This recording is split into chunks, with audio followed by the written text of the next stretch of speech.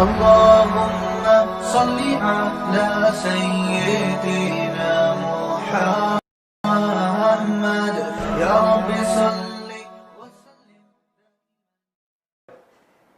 بسم اللہ الرحمن الرحیم. ادھر بھائی ادھر لو. لیکچر نمبر 33 ہے نا. آج انشاءاللہ ہم اذا زلزلت الارض زلزالہا، یہ بہت زیادہ پڑھی جانے والی صورت ہے، اور ان صورتوں میں زیادہ لمبی چوڑی تفسیر بھی نہیں ہے تو آسان ہے، اور وقت بچا تو والعادیاتی ضبحا وہ بھی پڑھ لیں گے انشاءاللہ. بھائی ادھر توجہ ہے، لوگ کیا ہوئے.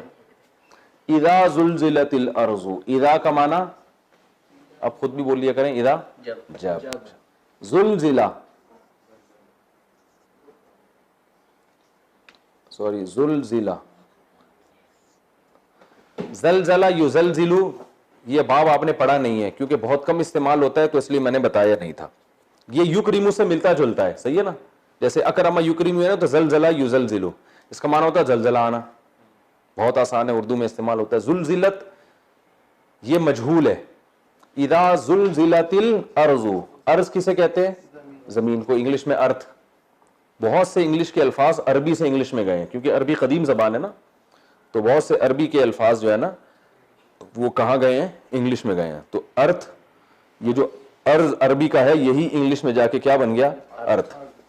تو یہ ارض کا لفظ عربی میں مؤنث ہے، تو اس لیے زلزلہ کے بجائے زلزلت، جیسے ضریبت ہوتا ہے نا، تو جب ملا کے پڑھیں گے تو زلزلت تل بنا دیا، زلزلت الارض، ورنہ زلزلت الارض ہوتا تو الف سائلنٹ ہو جاتا ہے، تو زلزلت الارض. سمجھ میں آ گیا؟ ٹھیک ہے، نہیں آیا تو بھی ٹھیک ہے. اذا زلزلت الارض زلزالہا، جب زمین کو ہلا دیا جائے گا، زلزلہ برپا کر دیا جائے گا زمین پہ. زلزالہا، زلزال یہ مصدر ہے. زلزال کا معنی ہلانا، زلزلہ لانا. زلزالہا، ہا سے مراد یہی زمین ہے. جب زلزلہ لایا جائے گا زمین میں، اس زمین کا زلزلہ، یہ صرف تاکید کے لیے لگایا جاتا ہے عربی میں. اس کو اصطلاح میں کہتے ہیں مفعول مطلق، مگر یہ ٹرم یاد کرنے کی آپ کو ضرورت نہیں ہے.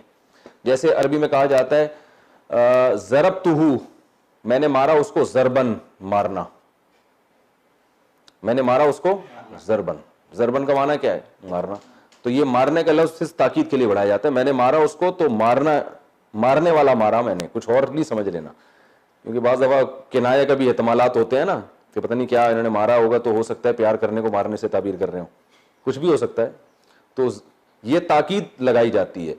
جلستو جلستن، میں بیٹھا بیٹھنا، یعنی واقعی مضبوطی کے ساتھ بیٹھا. اللهم صل على سيدنا محمد يا رب صل. بسم اللہ الرحمن الرحیم. Lecture number 34. سورہ العادیات ہماری چل رہی تھی. ہم نے والعادیات ضبحا کا ترجمہ پڑھ لیا، فالموریات قدحا، فالمغیرات صبحا، فاثرن به نقعا، فوسطن به جمعا. یہاں تک ہو چکا تھا. فوسطن به جمعا، یہ والی آیت سے ہم آج سٹارٹ کریں گے. فالمغیرات صبحا فاثرن به نقعا فوسطن به جمعا. وسطنا ضربنا کی طرح ہے، فا کا معنی پھر، وسطن به، بھی میں ہی کا تعلق صبح سے بھی ہو سکتا ہے کہ صبح کے وقت، اور ہی کا تعلق ٹاپوں سے بھی ہو سکتا ہے کہ بھی ان ٹاپوں کے ساتھ. وسطنا بھی، وسط کہتے ہیں درمیان کو. آپ نے دیکھا ہوگا نا، اوسط نکالی ہم نے، اس کی ریشو ہر چیز کے درمیانی چیز کو کہتے ہیں نا، بالکل اس کے وسط میں کہتے ہیں نا مشرق وسطی. مشرق وسطی کا مطلب مشرق کے جو بیچ کے ممالک ہیں، نہ سائڈ پہ، نہ دائیں نہ بائیں. مشرق کا بھی ایک ایسٹ ہوتا ہے نا، ایک ویسٹ ہوتا ہے، جیسے ایسٹ افریقہ، ساؤتھ افریقہ ایسا ہوتا ہے نا. تو وسطی یا وسط درمیان کو. فوسطن به، اللہ تعالیٰ فرماتے ہیں کہ پس یہ گھوڑے، به صبح کے وقت، جمع لشکر. جمع کسے کہتے ہیں؟ جماعت. یعنی یہ سب کچھ کر کے وہ لشکر کے درمیان میں گھس جاتے ہیں. اور لشکر بھی کوئی یہ نہیں کہ وہاں وہ گھاس پھوس لے کے بیٹھا ہوا گھوڑوں کے لیے، ٹھیک ہے نا، وہاں بھی گولے برس رہے ہیں، تلواریں ہیں، اور گھوڑا اپنی پشت پہ اپنے مالک کو بٹھا کے اس شان کے ساتھ لشکر میں گھس جاتا ہے. ان الانسان، بے شک انسان، ان الانسان، بے شک انسان، لربہ، اپنے رب کے لیے، لام تاکید کے لیے، کنود، کنود ناشکرا، فعول کے وزن پر. بے شک انسان اپنے رب کے لیے بہت زیادہ ناشکرا، یہ مبالغے کا صیغہ ہے، فعول، بہت زیادہ ناشکرا، ناشکرا ہے. یہ میں تفسیر میں بتاؤں گا کہ کیسے اس آیت کے قسم اور جواب قسم میں کیسے مناسبت ہے. ان الانسان لربہ لکنود وانہ، اور بے شک وہ انسان، علی ذالک، اس بات پر، علی کا معنی پر، ذالک کا معنی یہ، لام کا معنی تاکید، شہید گواہ کو کہتے ہیں. شہید کسے کہتے ہیں؟ شہادت سے ہے نا بھئی، کلمہ شہادت کا بھی تو ہے، گواہی دیتا ہے انسان، گواہ. اور بے شک انسان اس بات پر، کس بات پر کہ وہ ناشکر ہے، لشہید، یقیناً گواہ بھی ہے، لام تاکید کے لیے، یقیناً گواہ بھی ہے. وَإِنَّهُ عَلَى ذَلِكَ لَشَهِيدٌ وَإِنَّهُ لِحُبِّ الْخَيْرِ، اور بے شک وہ، لِحُبِّ الْخَيْرِ، لام کا معنی لیے، حب کسے کہتے ہیں؟ محبت کو. حب اردو میں محبت کا لفظ استعمال ہوتا ہے. حب الخیر، خیر سے یہاں خیر کا لفظ قرآن میں مال کے معنی میں بھی استعمال ہوا بہت زیادہ. ویسے تو خیر بھلائی کو کہتے ہیں نا، لیکن انسانوں کی نظر میں بھلائی کیا چیز ہوتی ہے؟ پیسہ. تو یہاں انسانوں کی زبان کی رعایت میں اس کو خیر کہا گیا ہے، کیونکہ یہ جو قرآن نازل ہوا یہ تو عربوں کے کلام میں نازل ہوا نا، تو جو لفظ جس زبان میں جس معنی میں استعمال ہوتا ہے تو قرآن نے بھی اس معنی میں استعمال کیے. تو خیر کا معنی کیا ہے؟ مال. اچھا، حب الخیر کٹ رہا ہے. لحب الخیری، لی کا معنی لیے، حب کا معنی محبت، خیر کا معنی پیسہ، مال. لشدید، شدید کا معنی شدید، لام تاکید کے لیے. اور بے شک انسان مال کی محبت کے لیے بہت شدید ہے، روکھڑے کی محبت انسان میں بہت زیادہ ہے. وَإِنَّهُ لِحُبِّ الْخَيْرِ لَشَدِيدٌ أَفَلَا يَعْلَمُ، آ کا معنی کیا، فا کا معنی تو، لا کا معنی نہیں، یعلم، یعلم یسمع کی طرح جانتا ہے. افلا یعلم اذا، جب، بعثر، یہ دحرجہ کی طرح، یہ باب میں نے پڑھایا نہیں ہے کیونکہ بہت کم استعمال ہوتا ہے، بس آپ اس کو اکریمہ جیسا سمجھ لیں. اکریمہ کا معنی اکرام کیا گیا، بعثر کا معنی زندہ کیا گیا. اذا بعثر، جب زندہ کیا جائے گا، زندہ کیا جائے گا. افلا یعلم اذا بعثر ما کا معنی وہ چیز، یعنی ان چیزوں کو، ما فی کا معنی میں، قبور، قبروں کو، قبر کی جمع قبور. افلا یعلم، تو کیا یہ انسان جانتا نہیں ہے کہ جب زندہ کیا جائے گا ان کو جو قبروں کے اندر ہے. یعنی انسان اس ٹائم کو نہیں جانتا ہے کہ ایک ٹائم ایسا بھی آنے والا ہے کہ جو قبروں میں آج پڑے ہوئے ہیں وہ زندہ کیے جائیں گے. پیج تو ایسے استعمال ہو رہے ہیں جیسے پیجوں کا آپ کا کوئی بزنس ہو. وحصل، واو کا معنی اور، حصل حاصل سے نکلا ہے، اردو میں استعمال ہوتا ہے. حصل حاصل. سبح یسبح، تو سبح تسبیح کیا گیا، وہ حصل حاصل کیا گیا. وحصل، اور حاصل کیا جائے گا، ما ان چیزوں کو، فی الصدور، صدر سینے کو کہتے ہیں نا، پہلے آ چکا ہے یہ صدوری، میں نے بتایا نہیں تھا وہ کھانسی کا شربت، سینے کا بلغم. تو ہمارے استاذ جب ہمیں عربی ادب پڑھا رہے تھے تو ایک عربی کی کتاب میں سوال کا لفظ آیا، انہوں نے کہا کھانسی، میں نے کہا جیسے سوالین، سوالین ہمیں تو نہیں پتا تھا سوالین کو کھانسی اس وجہ سے، کھانسی کی دوا ہے نا سوالین. تو جیسے ہی میں نے کہا نا سبق کے دوران جیسے سوالین، تو ہمارے استاذ نے ان سے کہا کہ اس کا دماغ بہت تیز چلتا ہے. کہنے دیکھو اس نے فوراً وہ جو مارکیٹ میں دوا نکل رہی ہے نا، اس نے سوال کے لفظ کو اس پہ لے جا کے فٹ کر دیا.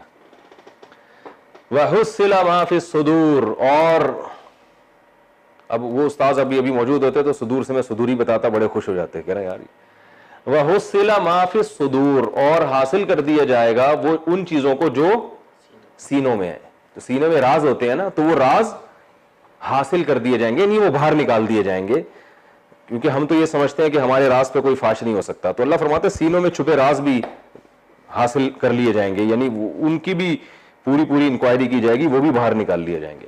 وَحُصِّلَ مَا فِي الصُّدُورِ إِنَّ رَبَّهُمْ, بے شک ان کا رب, بہم, ان انسانوں کے ساتھ, یومئذ پہلے کئی دفعہ آ چکا ہے نا, اس کا کیا مطلب ہوتا ہے؟ جس دن ایسا ہوگا. میں نے بتایا تھا یہ لفظ کا معنی رٹ لیں, یوم دن کو کہتے ہیں, اذن جس دن ایسا ہوگا. ان ربہم بہم, بے شک ان کا رب اس دن جس دن ایسا ہوگا, بہم ان انسانوں کے ساتھ, لخبیر, خوب باخبر ہوگا. لام کا تاکید, خبیر کا معنی باخبر. ان ربہم بہم یومئذ لخبیر. تو یہ تو ہم نے سورہ عادیات کو گرامر کے لحاظ سے حل کیا. اب ہم انشاءاللہ اس کی تفسیر پڑھتے ہیں. ترجمہ میں تو آپ نے پڑھ لیا, اللہ نے اس میں گھوڑوں کی قسم اٹھائی ہے. والعادیات ضبحا, قسم ہے ان گھوڑوں کی جو ہانپتے ہوئے دوڑتے ہیں. فالموریات قدحا, پھر اپنی ٹاپوں سے چنگاریاں اڑاتے ہیں. فالمغیرات صبحا, صبح کے وقت اغارہ, ایک اچانک حملہ کرتے ہیں. فاثرن به نقعا, ان ٹاپوں کے ساتھ یا صبح کے وقت غبار اڑاتے ہیں. اور فوسطن به جمعا, اور پھر صبح کے وقت وہ لشکر میں گھس جاتے ہیں. ان الانسان لربہ لکنود, بے شک انسان اپنے رب کا بڑا ناشکر ہے.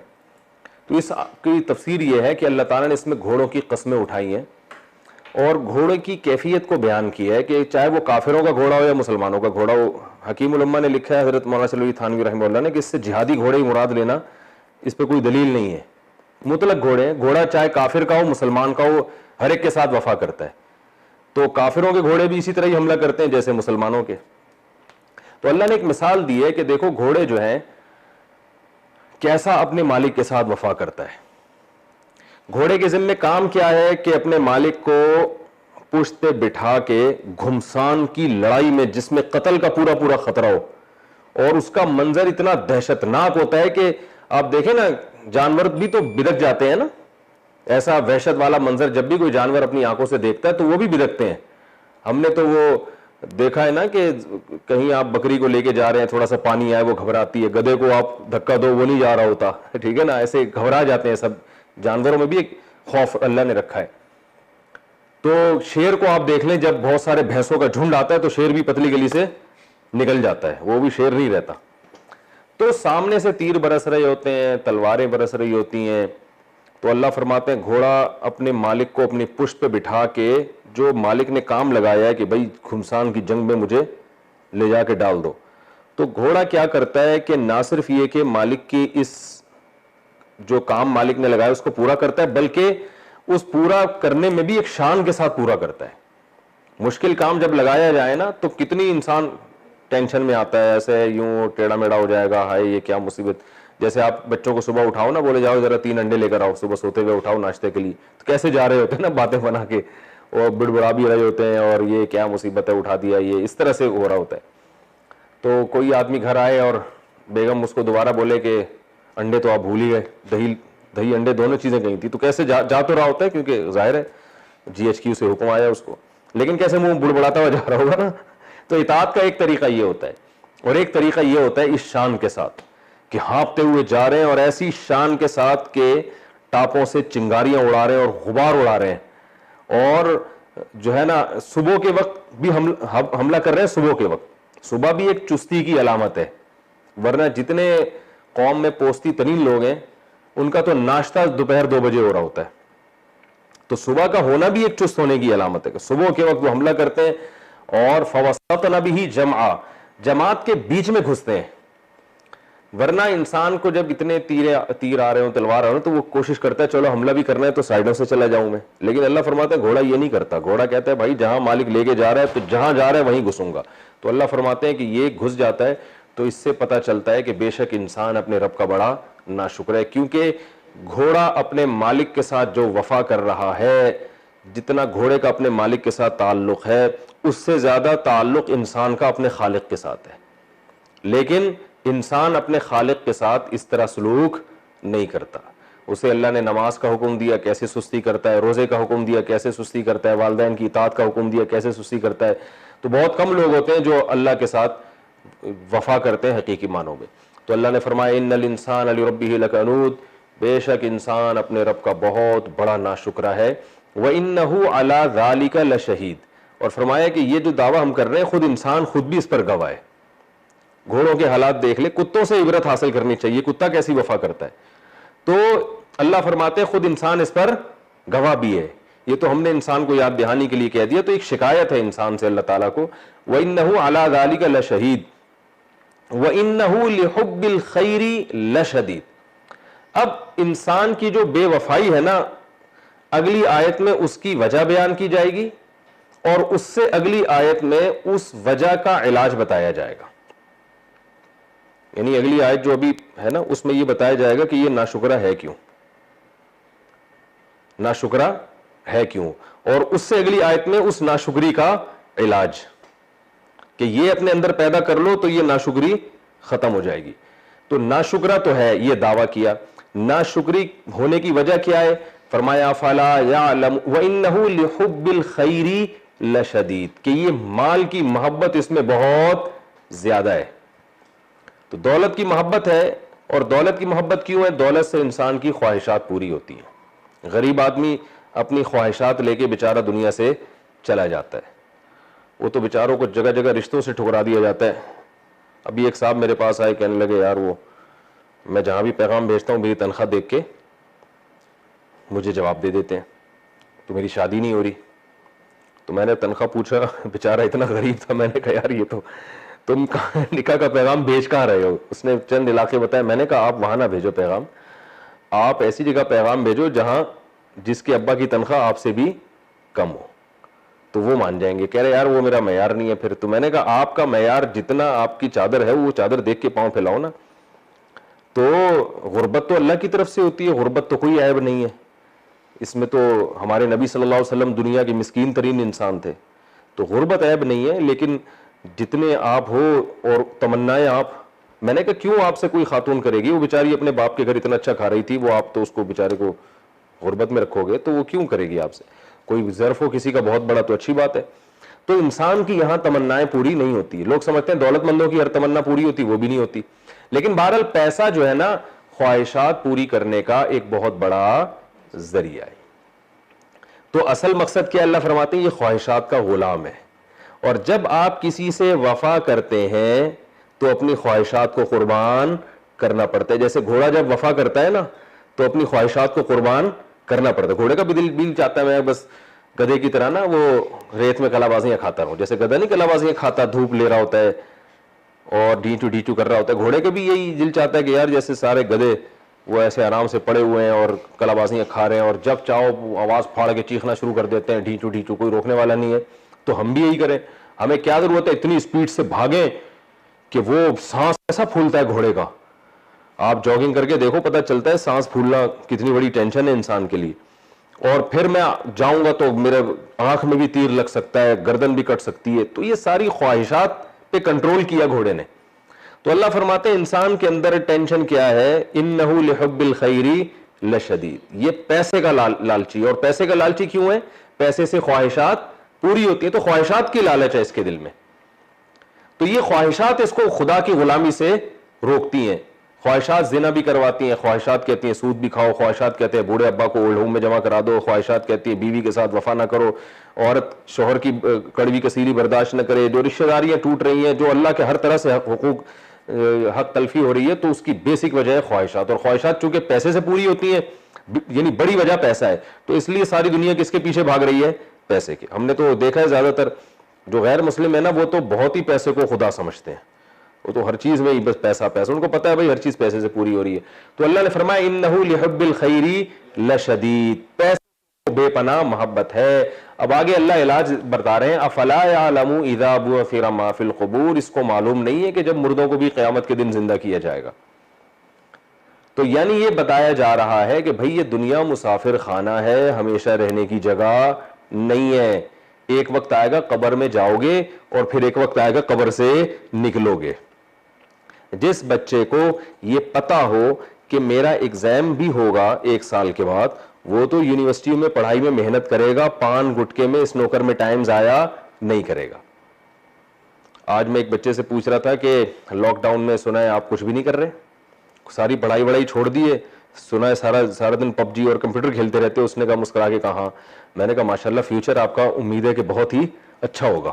تو ہنسنے لگا. ٹھیک ہے نا. تو اب اگر یہ سارا سال ہی ضائع کر دے کوئی انسان گھر میں بیٹھ کے, بچے پڑھے نہیں اور جو جاب کرنے والے ہیں وہ بھی نہ جائیں اور زندگی اسی طرح گزاریں, تو وقتی مزے تو بہت حاصل ہوں گے لیکن یہ مزے تھوڑے دنوں میں تباہ ہو جائیں گے, برباد ہو جائیں گے. کوئی بھی ماں باپ بھی قبول نہیں کرتے پھر ایسے بچوں کو, دھکے دے کے نکال دیتے ہیں, بھائی کیا ہم تو کہ کھلانے کی مشین ہے. تو بیائی نہیں, یہی حال انسان کی یہی حالت آخرت کے معاملے میں کہ اللہ فرماتے ہیں اسے پتا نہیں ہے کہ ایک دن قبر بھی ہے اور ایک دن قبر کے بعد اٹھنا بھی ہے, حساب دینا پڑے گا. تو یہاں اگر تم نے صرف دولت سمیٹنے میں اور عیاشی میں ٹائم گزار لیا تو فیوچر تمہارا کیا ہو جائے گا, تباہ ہو جائے گا. تو افلا یعلم اذا بعثر ما فی القبور, اسے معلوم نہیں ہے کہ قبروں میں ایک دن زندہ کر کے اٹھایا جائے گا. وحصل ما فی الصدور, اور ایسا حساب ہوگا کہ ظاہری اعمال تو دور کی بات, سینوں کے بھیدوں کو بھی جو ہے نا ظاہر کیا جائے گا. اگر دل میں کسی غلط خیال تمہارے آیا اور عزم کیا تم نے برائی کا, ایک تو ہوتا ہے نا وسوسہ آنا, خیال آنا, وہ تو اللہ نے معاف کیا ہے. دل میں عزم کیا کہ میں یہ کام کروں گا اور اگر مجھے اللہ نے طاقت دی اور وہ برائی کا کام تھا, تو اس عزم پہ بھی انسان کو گناہ ملتا ہے. تو ایسے پر بھی اللہ تعالیٰ فرماتے ہیں کہ وہ بھی سامنے آئیں گے, ان کو بھی ترازو کے پلڑے میں رکھا جائے گا. تو اتنا سخت جس کا حساب و کتاب ہونے والا ہو اس پہ ناشکری سوٹ نہیں کرتی.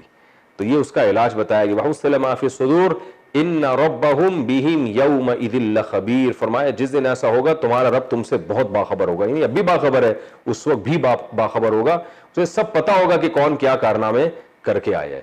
تو اسی حساب سے پھر تمہیں وہاں سزا اور جزا دی جائے گی. تو خلاصہ اس صورت کا یہ نکلا کہ اللہ تعالیٰ نے گھوڑوں کی قسم اٹھائی اور قسم اٹھا کے یہ ثابت کیا کہ انسان ناشکرا ہے.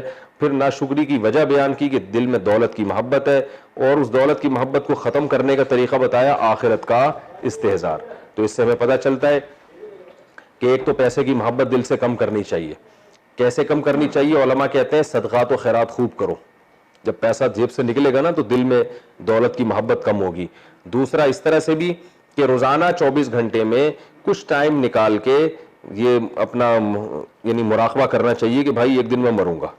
آج میں نے عصر کے بعد ایک جنازہ پڑھایا, وہ 45 سال کے صاحب تھے جن کا جنازہ تھا, جوان لڑکا, اچانک ہارٹ اٹیک ہوا, مر گیا. ابھی 1 گھنٹہ پہلے کی بات ہے. تو جوان لڑکا, تو میں بھی سوچ رہا تھا یار ہم بھی لیٹ سکتے ہیں, کسی کا بھروسہ تھوڑی ہے. تو کیسی زندگی, آپ دیکھو 2 منٹ کے اندر ختم. نہیں لیٹے تو کل لیٹ جائیں گے. تو بار بار نا جنازے کے بارے میں سوچا کریں, بھائی ہم بھی لیٹنے والے ہیں, پھٹے پہ لیٹیں گے. ہم جب مفتی رشید احمد صاحب سے بیعت ہوئے تو ان کی سب سے پہلی نصیحت یہ تھی کہ روزانہ رات کو تھوڑی دیر یہ سوچنا ہے کہ ایک دن پھٹے پہ لیٹنا ہے. ٹھیک ہے نا, پھٹے پہ لیٹے ہوئے ہوں گے, لوگ غسل دے رہے ہوں گے اور ہم ہل بھی نہیں سکتے ہوں گے. پھر جنازے کی چارپائی اٹھائی جائے گی اور قبر میں لے جا کے ڈال دیا جائے گا. تو یہ انسان سوچتا رہے تو پھر دنیا اس کو مسافر خانہ ہی لگتی ہے کہ یار یہ ٹریولنگ میں ہے, یہ اصل رہنے کی جگہ نہیں ہے. تو یہ جتنا انسان سوچے گا تو لائن پہ آئے گا انشاءاللہ. کافر اسی چیز کو بھول جاتا ہے, موت کو بھول جاتا ہے. اللہ تعالیٰ سمجھنے کی عمل کی توفیق عطا فرمائے. اس کے بعد انشاءاللہ ہم اگلی سورت شروع کرتے ہیں, سورہ القاریعہ. تو پہلے ہم گرامر کے لحاظ سے اس کو حل کرتے ہیں اور پھر انشاءاللہ اس کی تفسیر.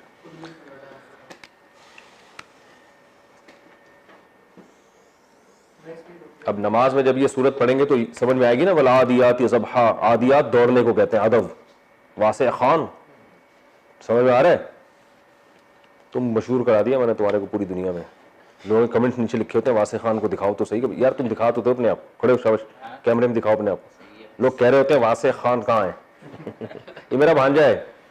چلو یہ دیکھو واسع خان, شاباش شاباش شاباش. ادھر آؤ, واسع خان کو دیکھ لو, یہ ہمارا بھانجا ہے واسع خان. او بھائی سوشل ڈسٹینس کے ساتھ. وہ رافع خان آئے, یہ رافع خان, یہ رافع خان, یہ ان کے بڑے بھائی ہیں واسع خان کے. چلو بھائی شاباش شاباش. چلے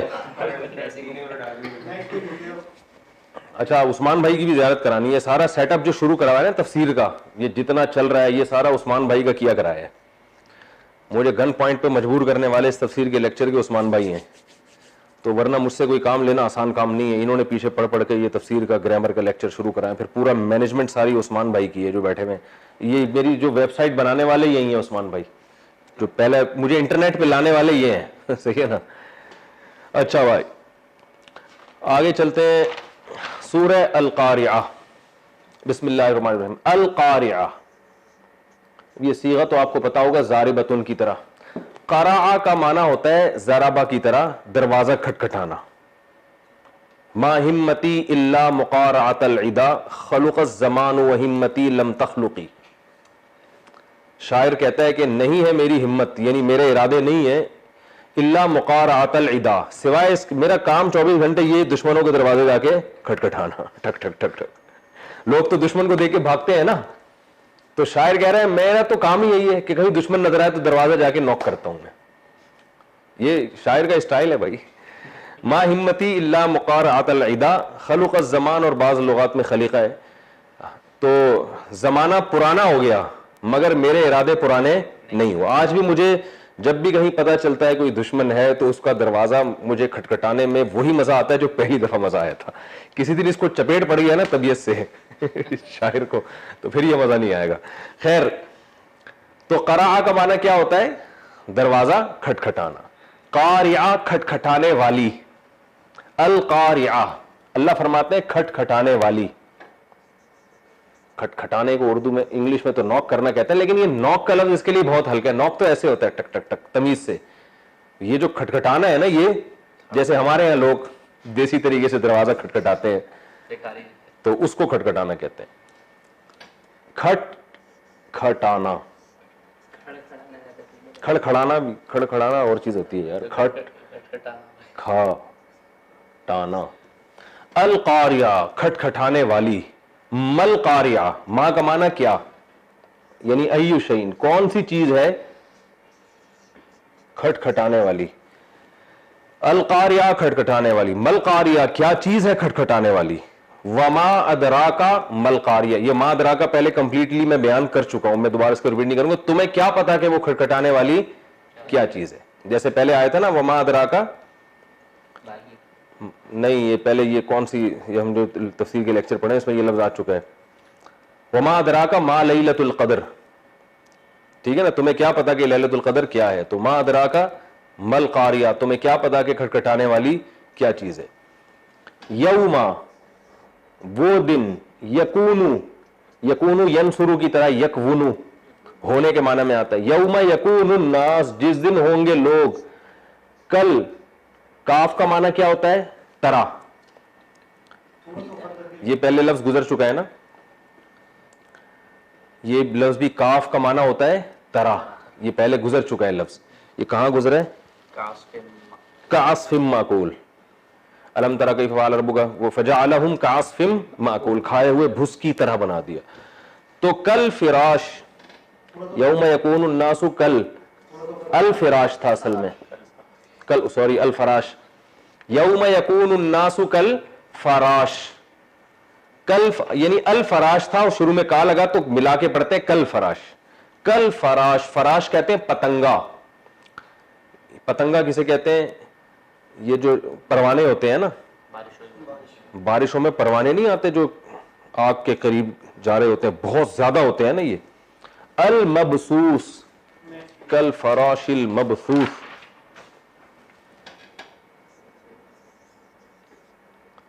المبسوس المقتول کی طرح, المبسوس المقتول کی طرح. مقتول قتل کیے گئے, مبسوس پھیلائے گئے. یہ اردو میں استعمال ہوتا ہے بس, بس عربی میں کہتے ہیں بسا تھا, باسا تھا ضربہ کی طرح پھیلانا.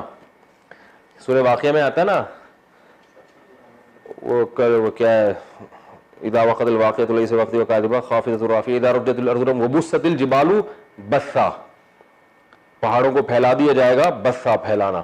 المبسوس پھیلائے گئے,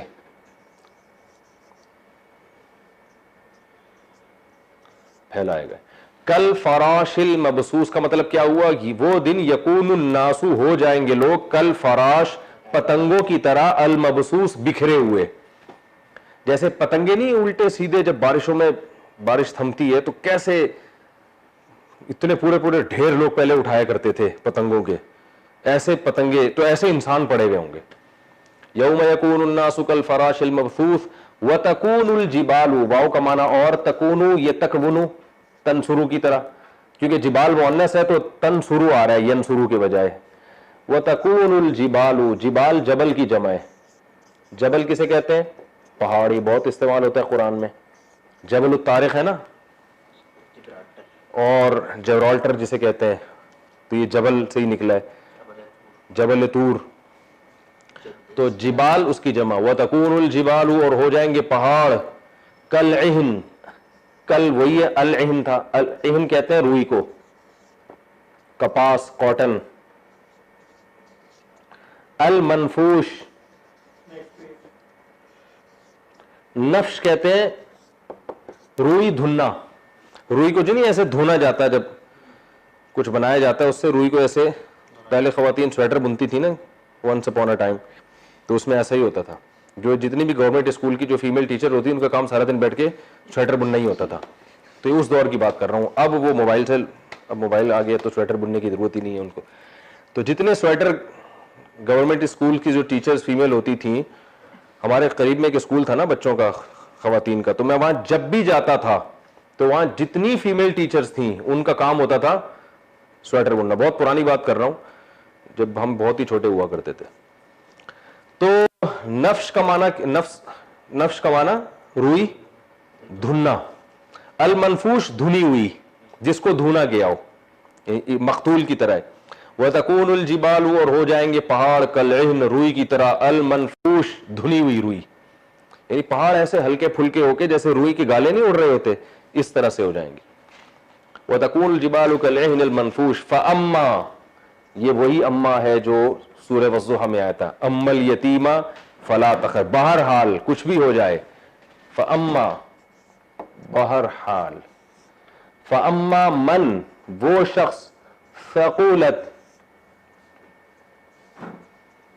ثقولت ثقل سے ہے, ثقل بوجھ کو کہتے ہیں, کشی سے ثقل ہوتا ہے نا, کہتے ہیں یہ کافی ثقیل ہے, بہت ثقیل زبان استعمال کر رہے ہیں, کہتے ہیں نا لوگ. تو ثقولا کروما کی طرح, ضربا کی طرح, ثقولت ضربت کی طرح, ٹھیک ہے. فاما من ثقولت, وہ شخص کے بوجھل ہو گئے, موازینہ, موازین وزن, وزن کی جمع موازین, میزان کی جمع موازین آتی ہے. میزان کہتے ہیں ترازو کو, اس میں ویٹ ہوتا ہے نا, تو اس کی جمع کیا آتی ہے؟ موازین. من ثقولت موازینہ, وہ شخص کے جس کے ترازو بوجھل ہو گیا. مراد نیکیوں کا ترازو ہے, جس کا ترازو کیا ہو گیا؟ بوجھل ہو گیا, جس کا وزن بھاری ہو گیا. فہوا, تو ہوگا وہ شخص, فی کا معنی معیشہ, عیشت زندگی کو کہتے ہیں. معیشت کا لفظ ہوتا ہے نا استعمال, معیشت یعنی وہ چیز جس سے ہماری زندگی چل سکے, معاشی ترقی. عیش بھی اسی سے نکلا ہے, بڑے عیش میں ہے بھائی, یعنی خوب لائف کو انجوائے کر رہے ہیں. عیاشی بھی اسی سے. فہو فی عیشۃ, وہ ایک زندگی میں ہوگا, راضیہ, راضیہ ضاربۃ کی طرح, راضی. راضی کسے کہتے ہیں؟ جو خوش ہو آپ سے. ایسی زندگی میں ہوگا جو زندگی کیا ہوگی؟ خوش ہوگی, خوش ہونے والی زندگی خوش ہوگی. فہو فی عیشۃ راضیہ. واما, وہی من, وہ شخص, خفت, خفت اصل میں تھا خافافت, خافافت, نظر نہیں آ رہا تو سمجھ میں تو آ رہا ہے نا. خافافت خفیف سے نکلا ہے, ہلکے کو کہتے ہیں نا, بڑے خفیف سے انسان ہے وہ. خفت, مجھے خفت محسوس ہو رہی ہے, کیا مطلب؟ مجھے لگ رہا ہے کہ مجھے ہلکا سمجھا گیا ہے. کہتے ہیں نا یار کچھ تخفیف کر دیں اس میں, یہ اردو میں استعمال ہوتے ہیں, تخفیف کا لفظ ہوتا ہے نا استعمال, خفیف, ہلکا سا. تو خفت اصل میں تھا ضربت کی طرح, خفافت تو دو ایک جیسے حرف ہیں تو ملا دیا, خفت. واما, اور وہ شخص, من, کہ جو خفت موازینہ, جس کے وزن ہلکے ہو گئے. فامہ, تو بے شک امہ, ام کہتے ہیں ہر چیز کی اصل کو, ماں کو بھی اسی لیے کہتے ہیں عربی میں کہ وہ بچے کی اصل ہوتی ہے، جہاں سے بچہ دنیا میں آیا ہوتا ہے، جو اس کی پیدائش کا ذریعہ بنی ہوتی ہے. ورنہ کا اصل معنی کیا ہے؟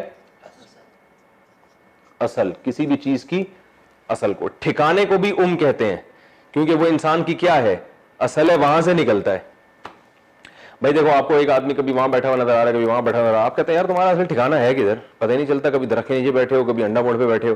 تو بتاتا ہے بھائی میرا اصل ٹھکانا تو ہے گرو مندر پہ.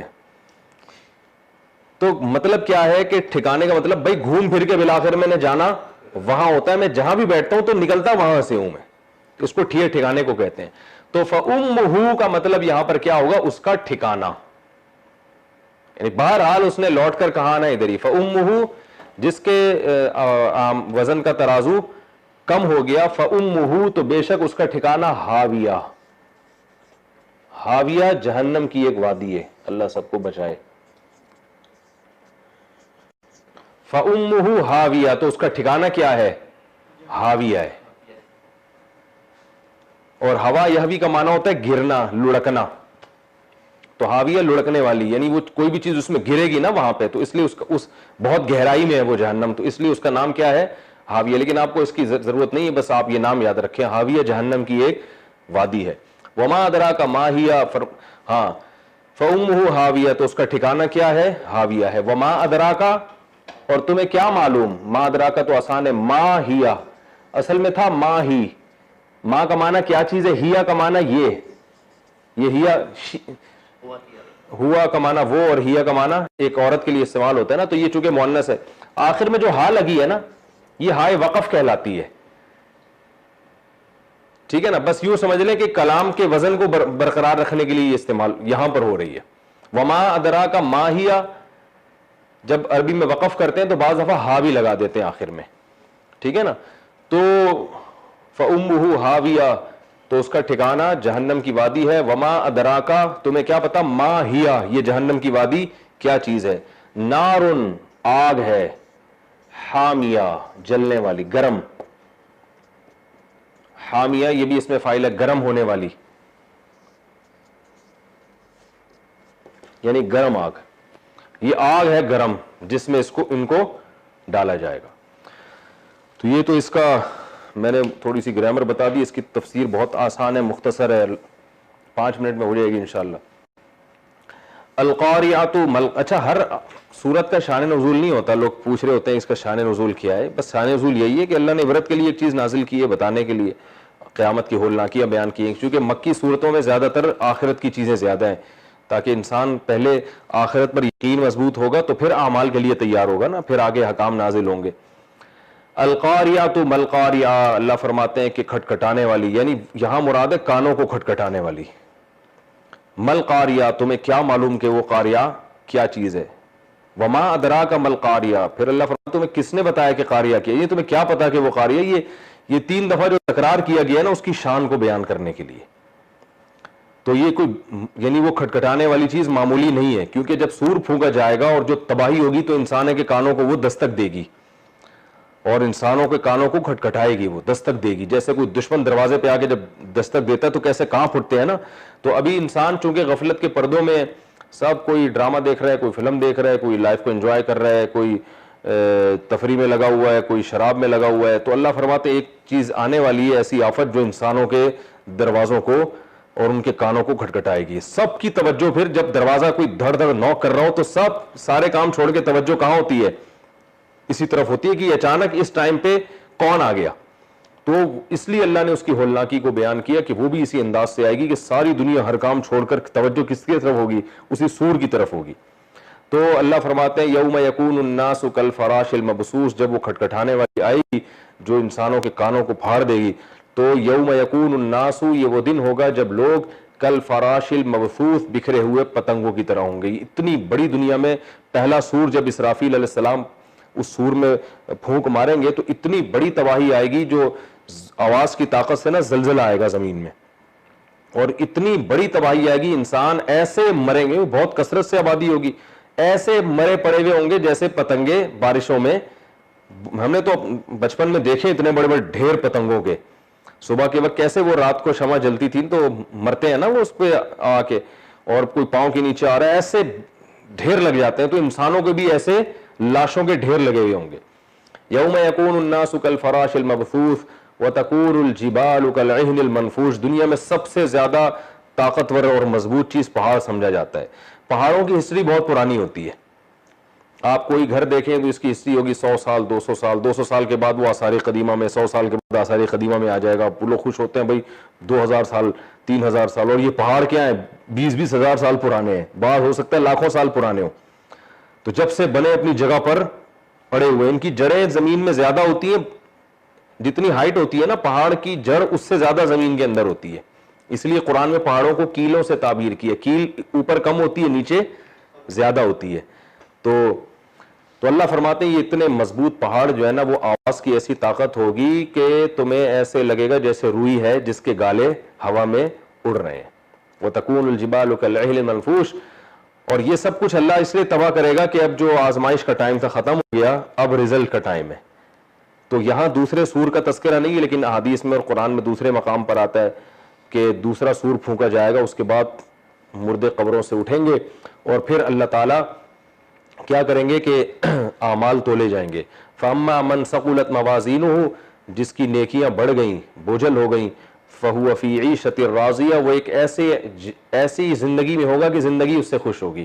یہ مبالغہ ہے, اصل میں تو انسان زندگی سے خوش ہوتا ہے نا, لیکن اللہ فرماتے ہیں زندگی خوش. یعنی زندگی خوش یہ تعبیر اس لیے ہے کہ اس کی ہر چاہت پوری ہوگی.